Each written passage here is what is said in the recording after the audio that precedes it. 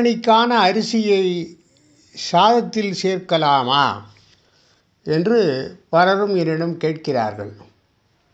அன்னபூரணி தேவியை தாமரை மலர் கிண்ணத்தில் அரிசியிட்டு அதன் மீது வைத்து வழிபட்டு வருகிறோம். இந்த அரிசியை தினமும் மாற்ற வேண்டும். மாற்றப்படும் போது ஏற்கனவே இருக்கும் அரிசியை உணவில் பயன்படுத்தலாமா அல்லது அட்சதை செய்ய பயன்படுத்த வேண்டுமா என்று சிலருக்கு சந்தேகம் வரும். ஹே அன்னபூரணி, அன்னையே, தாங்களே அனைத்து காரியங்களிலும் காரணங்களிலும் அடிப்படையாக இருந்து இந்த உலகத்தை வழி நடத்துபவள், சிவபெருமானுக்கு பிராணனாக இருப்பவள், எங்களுக்கு ஞானமும் வைராக்கியமும் ஏற்பட உணவளித்திட வேண்டும் என்று கூறி நாம் அனைவரும் அன்னபூரணியை வணங்கிய பிறகு உணவை உட்கொள்ள வேண்டும்.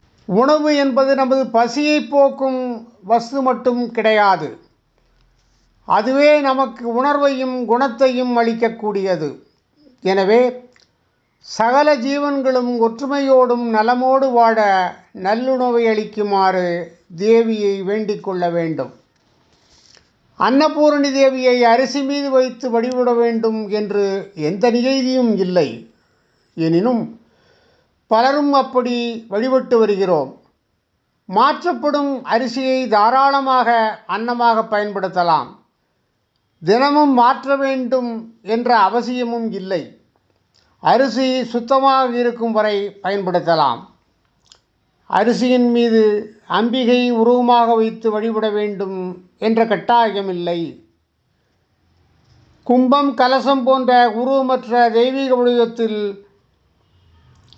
அம்பிகையை ஆவாகனம் செய்யும் பொழுது அதை நெல், அரிசி போன்ற தானியங்களின் மீது வைக்க வேண்டும் என்ற நியதி உள்ளது. ஓம் நமச்சிவாய.